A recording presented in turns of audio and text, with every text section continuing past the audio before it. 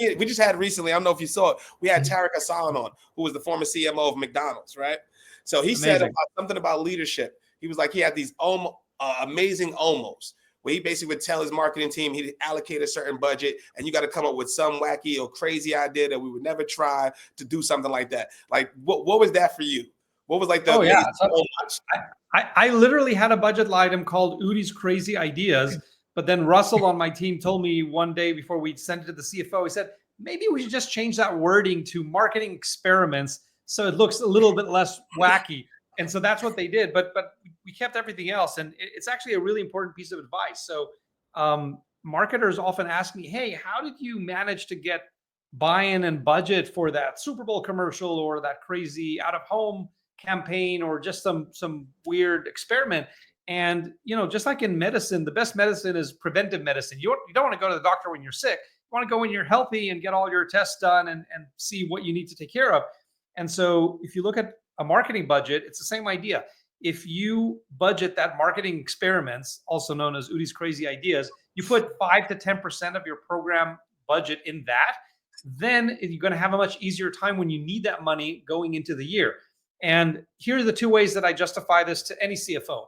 One, there are going to be marketing experiments that show up throughout the year that I don't know about yet in November when I'm approving my budget. So I need to put that number in there so that if in April I hear about an event happening in September, I don't have to go and ask for new money, which I probably don't get.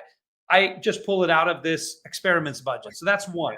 And two, and this is very important for demand gen, all of our current demand gen channels, they're going to tap out at some point. Whatever's working now is not going to work in 5 years. And I need to constantly be testing new channels and new mediums and new experiments to see what's going to be the next big thing so that I don't wait until the current ones tap out and then I'm scrambling to find something, because then we're going to see a dip in pipeline. So I'm constantly testing new things. And when I find something that works, I double down on it. If it doesn't work, I scrap it. I document my learning and I move on to the next thing. And that's how I think of my marketing experiments budget. What was the best experiment? I gotta know now. What was the best experiment? We gotta know what's the best one. I can tell you, we did some really fun ones. Not all of the fun ones were the most effective, but here's a couple of examples. So there was a really fun one. After I worked with a company that wrapped Uber and Lyft cars with our branding, and we had them swarm around Dreamforce, the big software event in San Francisco, because we wanted to kind of hijack the traffic, but I didn't want to pay Mark Benioff to get a tiny booth by the bathroom. I didn't want to spend my money on that. So I spent a fraction of that on wrapping these 20 cars that dropped off passengers around the auditorium, and that got a ton of attention. So the same company who did that came to me a few months later and said, Udi, we're testing these food delivery robots in San Jose.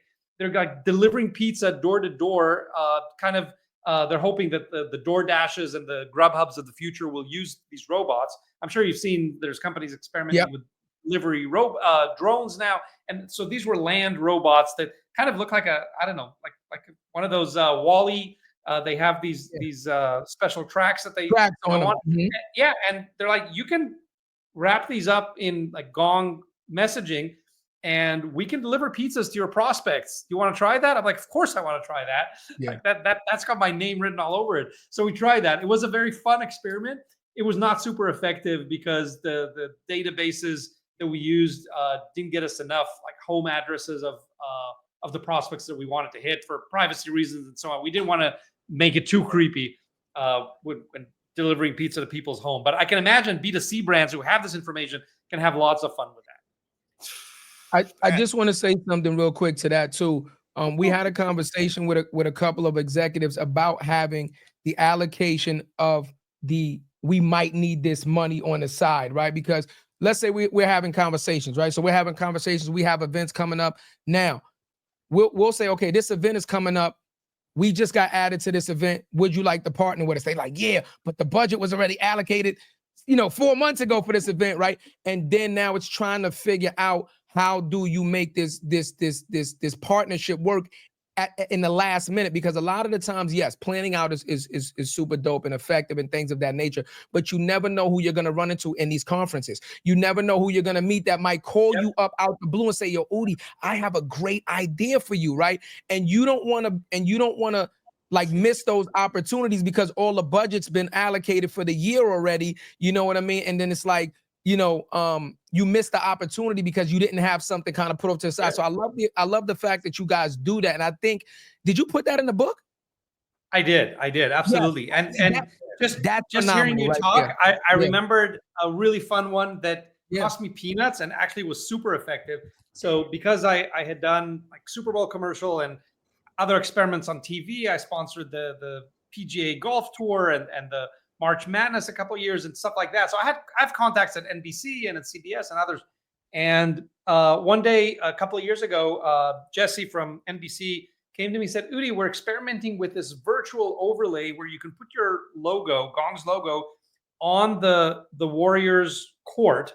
Yep. And it's a virtual overlay. So only in the Bay Area, people are going to see that. And we're selling it by the quarter of the game. So if you're willing to experiment with us being one of our earliest clients, like I'll give you 3 quarters in different games for $5,000. I'm like, of course I'll do this.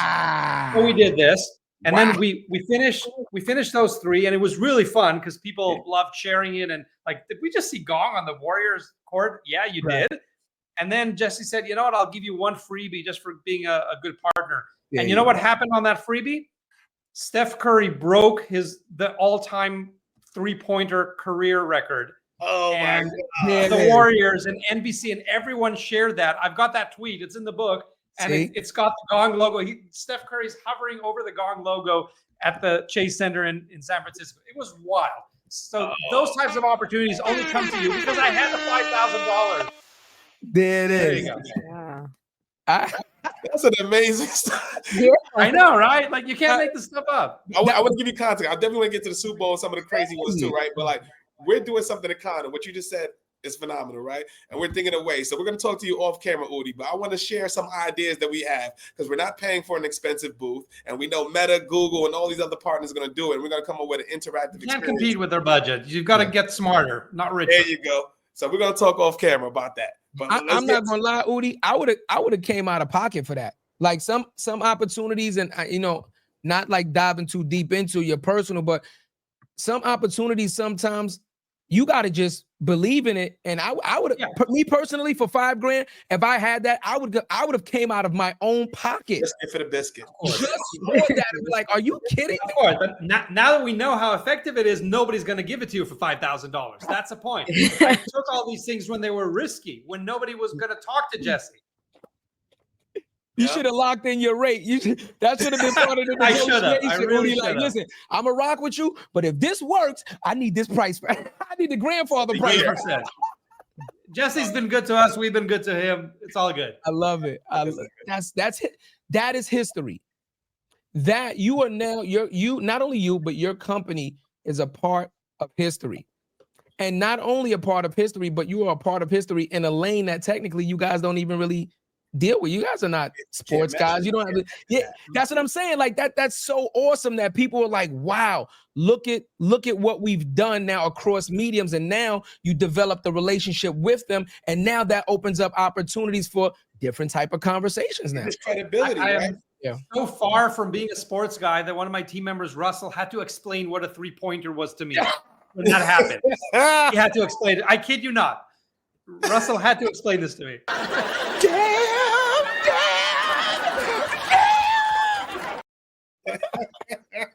Love it. You want to get into the Super? I wanted to go about the Super Bowl ad. What made you? That's a risk it for the biscuit moment. If anything, like what was that process like being involved with it from ideation all the way to execution? What was that?